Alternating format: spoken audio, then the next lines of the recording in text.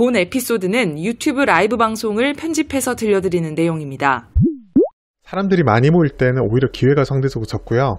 제 신용정보 오실레이트에서 하는 이야기가 그잖아요. 오히려 사람들이 많은 기대를 가지고 신용정보 오실레이트 올라갈 때 그때가 위험하다. 오히려 이렇게 많이 빠졌을 때 사람들 관심이 많이 멀어졌을 때가 기회인 것 같다. 뭐 그렇게 생각하면 요즘 장의 분위기인 것 같다고 하위는 말씀하시는데 그게 맞는 것 같아요. 그래서 오히려 저의 경우에도 그런 일반인들이 주식 투자에 별로 관심이 없을 때 2013, 14, 15, 16 요 정도까지 수익이 오히려 많이 났고 2017년도 많이 나긴 했지만 많이 나긴 했지만 그 전에 별로 사람들이 주식시장 관심 없을 때 더 기회가 많았던 거라 오히려 2017년은 좀 연말에는 제가 봐도 좀 과열인데 심하게 과열인데 싶을 느낌이 났었죠. 그러니까 제가 그 진행하던 문화센터에서 강의 요청이 어마어마하게 많이 왔는데 강의 분위기가 너무 과열되는 것 같아서 제가 강의를 다 그만두고 이제 안 하는, 그리고 이제 문화센터에서 강의 들으러 오신 분들 중에 약간 그런 구분이 좀 안 돼서 개인 채널을 이용해서 따로 장소를 구해서 이제 강의를 하게 된 이유이기도 하고요. 그 이후에 강의 잘 안 했죠. 안 하긴 했는데 오히려 이제 지금 사실 정규 강의를 다시 정식으로 연 거는 올해 이제 겨울 이제 조정을 본격적으로 받고 나서 하는 거니까요. 오히려 이제 내일 홍 박사님이랑 하면서도 이야기가 좀 많이 나올 텐데요. 오히려 이럴 때는 그러니까 사람들이 오히려 좀 이제 경계감이 있을 때가 기회가 있는 경우가 더 많으니까요. 그 기회를 어떻게 살릴 건지에 대해서는 고민을 한번 해보기 좋은 것 같아요. 그래서 긍정적으로 말씀드리자면 지금 이 방송을 듣고 계신 분들은 어느 정도 이렇게 주식시장에 이렇게 그냥 떠돌이라기보다는 어느 정도 이제 꾸준하게 하시는 분이라고 생각할 수 있으니까 오히려 더 기회를 잘 잡으시지 않을까라는 그런 훈훈한 말씀 한번 전해드립니다.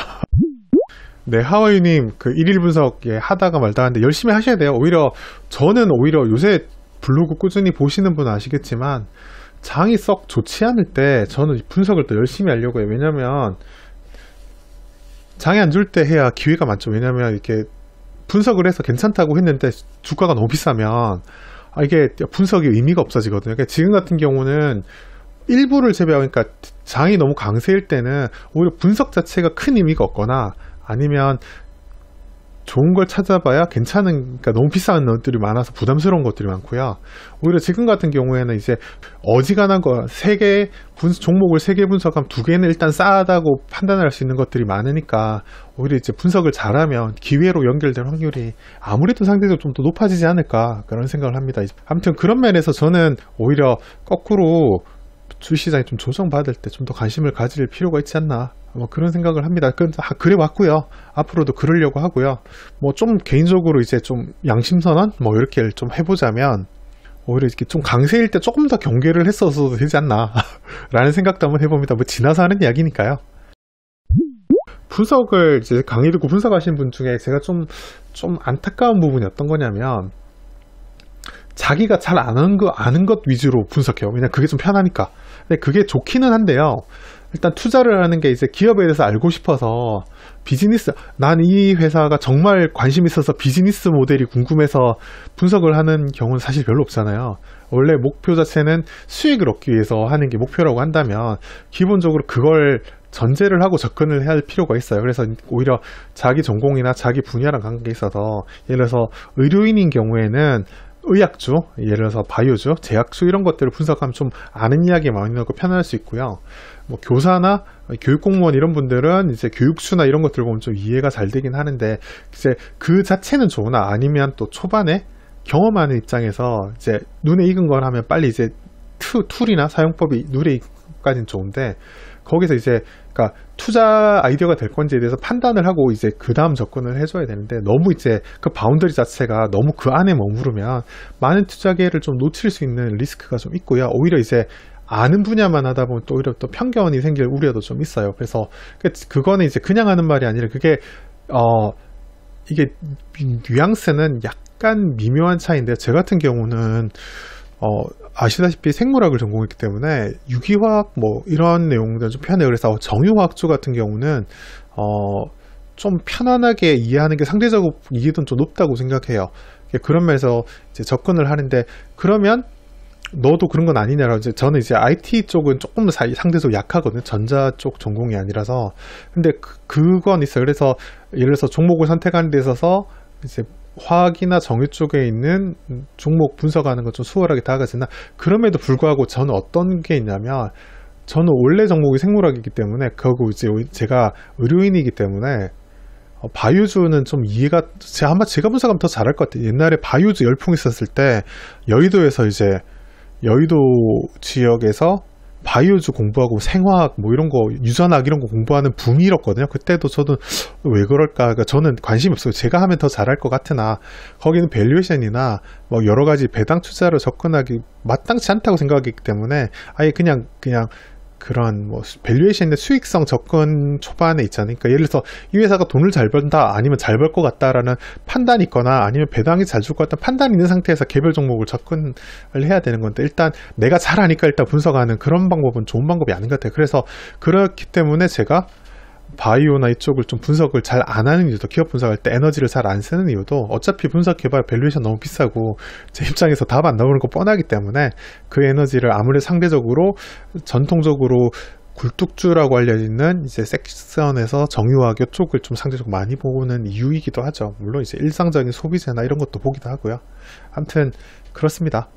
그래서 그러니까 너무 이제 그러니까 분석을 어느 정도 잘 이해할 수 있는 걸 하는 건 좋으나, 그래도 좀 노력을 하고 좀 넓히려고 하는 노력은 필요한 것 같아요. 그래서 오히려 제 입장에서, 이제 여러분은 들으신 분은 아시겠지만 제가 올해 여름쯤부터 조선주에 좀 관심을 많이 가지고 분석을 했잖아요. 그래서 죄송합니다. 그래서 제가 이제 그 조선주에 대한 이해도는 상대적으로 떨어지기 때문에 공부를 하기 위해서 따로 자료도 많이 찾아보고요. 그 다음에 거기에서 선행으로 공부가 많은 톨라니는 인터뷰도 진행하고 그렇게 했던 것 같아요. 그렇게 해서 기회를 찾아보려고, 혹시 여기 기회가 있다면 내가 놓치지 않을 수 있도록 이제 열심히 찾아보고 했던 거고요. 뭐 결과적으로 지금 뭐 그때 여름이랑 지금이랑 분위기가 좀 덜 다르니까 좀 이야기를 하자면, 약간 지금 그때에 비해서는 지금 우호적인 시선이 되게 많거든요. 그래서 그런 면에서 제가 생각보다 그렇게 늦지 않게 여기는 조금 분위기가 좋아지겠구나라는 걸 좀 잘 볼 수 있게 되지 않았나 싶긴 해요. 근데 제가 조선주 정말 몰랐거든요. 근데 대신에 제가 잘 아는 것만 머물려고 하지 않고요, 연결되어 있는 부분들, 특히 이제 하다 보면 알게 모르게 영역이 자동적으로 확장되는 부분이 있는 게, 조선은 잘 모르지만 제가 이제 정유는 따로 공부를 했기 때문에 정유랑 연결지어서 뭐 이제 저유황유 이야기가 그 조선에 나왔잖아요. 그래서 관심을 가져볼 만하다 판단 들고 계속 공부를 하게 됐던 거니까, 그런 식으로 영역을 좀 넓혀가는 것도 좀 필요하지 않을까. 예, 맞춤형 피드백이었습니다. 네, 파이팅 하시기 바랍니다. 내일 저녁에 라이브 하실 때 다 오실 거죠? 저쪽이 아니라 분명히 채널K 키움증권 쪽으로 들어오시면 되는데, 많이 오셨으면 좋겠어요. 좀 많이 오셔가지고 채팅창이 좀 바쁘게 올라갔으면 좋겠어요. 마음이 같아서는 그렇게 됐으면 좋겠네요. 지금은 천천히 올라가서 일일이 다 읽어드리는데, 너무 많이 올라가가지고 좀 일일이 다 못 읽어드리는 게 죄송한 느낌 들게 그렇게 했으면 좋겠고, 좀 여러분들 많이 오셔가지고 이제 좀 배당 투자랑 그 다음에 가치 투자에 관련된 이야기를 좀 많이 하면 될 것 같아요. 날카로운 아주 안 날카롭도 됐고요. 그 다음에 뭐 느낌 이야기 하거나 그런 이야기 이렇게 하면 좋아요. 예를 들어서 둘이서 이 대화를 진행하다 보면 둘이 하는 것보다 소통하고 있다는 느낌 주는 게 그냥 예를 들어서 특히 좀 초반에 분위기가 좀 애매하거든요. 그럴 때는 와서 지난주에 못 왔는데 이번에 와서 너무 좋아요라든지 이런 글을 올려주면 저희들이 이제 라이브로 진행을 하다가 약간 비는 시간에 그런 걸 읽어주면서 인사할 수 있잖아요. 그러면 그런 걸 잘 해주고, 아니면 요 비유 재웠어요, 뭐 이해됐어요 라든지, 아니면 그거는 왜 그런가요 라든지, 이렇게 좀 적당하게 약간 우리 마당놀이 할 때 옆에서 얼쑤 그렇지 그러면 안 되지 뭐 이런 이야기를 해주면 진행하는 사람이 신나서 하잖아요. 약간 그런 느낌도 좀 있으면 좋아요. 의외로 돼요. 그러니까 그런 것도 좋고요. 또 날카로운 질문 하는 사람은 또 날카롭게 해요. 예. 아는 사람, 이렇게 막 칼을 갈고 오는 사람들 있거든요. 그래서 예를 들어서 아무래도 이제 투자 경험이 많으신 분이, 홍 박사님이 하실 이야기 많으니까 질문을 너무 이렇게 두루뭉실하면 두루뭉실에 맞춰서 답을 해요. 저 같은 경우는 너무 이렇게 기초적인 질문을 하면 좀 답을 잘 하기 애매해야 하는 편이긴 하나, 홍 박사님은 워낙 다양한 사람들을 만났고 경험이 많기 때문에 다 맞춰서 대답을 해주시거든요. 그래서 좀 구체적이고 그런 질문을 하면 좀 깊이 들어가서 답변을 해주시고요. 두리뭉실 질문을 하면 두리뭉실 답변을 주시는 거라서 뭐 그런 측면에서 말씀드린 거지 꼭 날카로운 질문만이 그거예요. 뭐 이렇게 그런 뜻은 아니고요. 네. 그래서 김지승이 무슨 뜻인지 이해되시죠? 네, 그렇게 하면 되고요. 그렇죠. 하와이님 초반에 들어와서 인사하고 이렇게 잘 해주셔가지고 책 드리겠다고 해서 책 드렸죠. 뭐 그렇습니다. 특히 여러 가지 것들이 요새 투자를 하다 보면 여러 가지 것들이 생각이 좀 많아서 이렇게 최근에 보면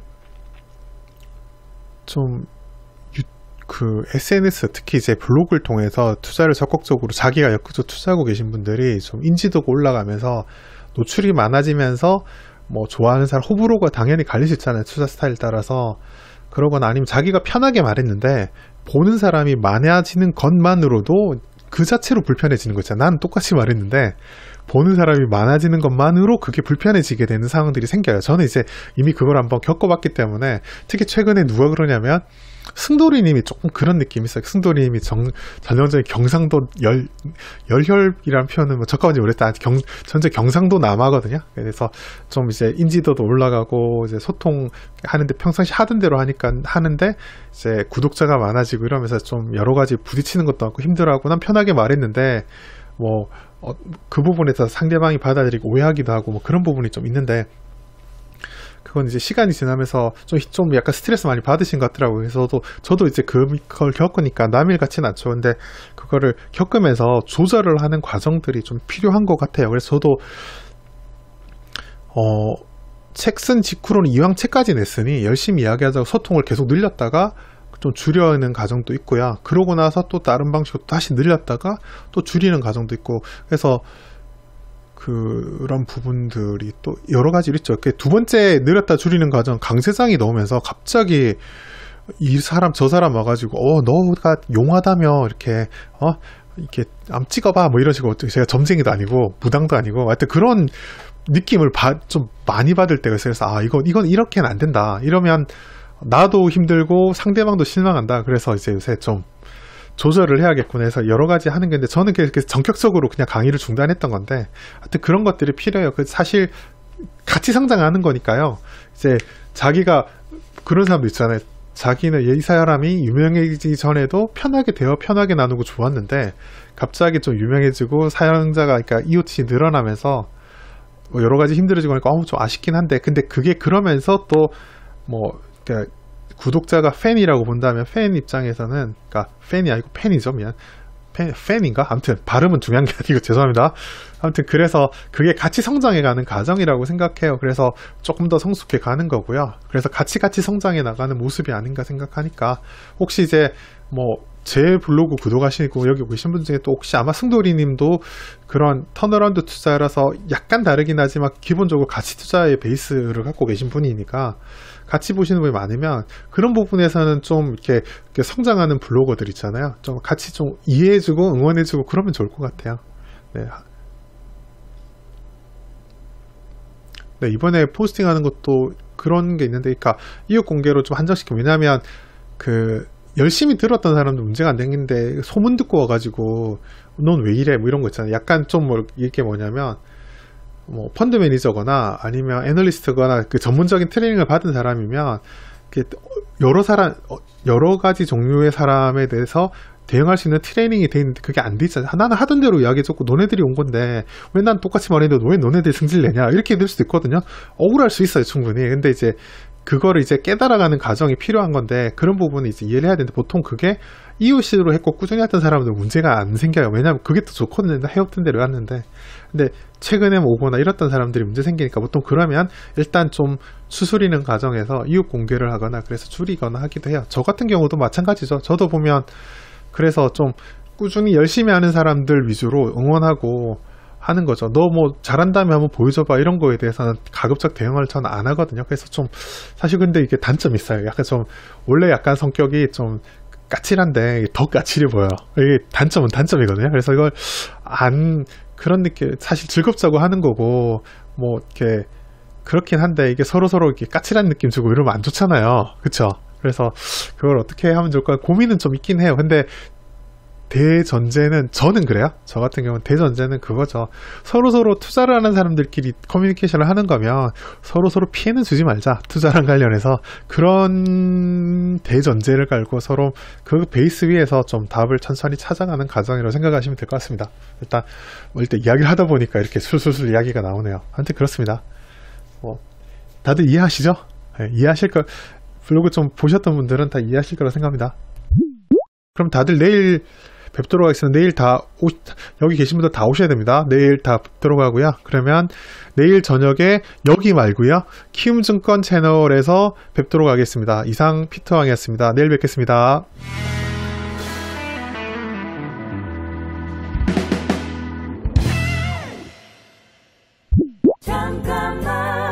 구독하기, 좋아요, 잘 읽었다는 댓글 남겨주세요. 큰 힘이 됩니다.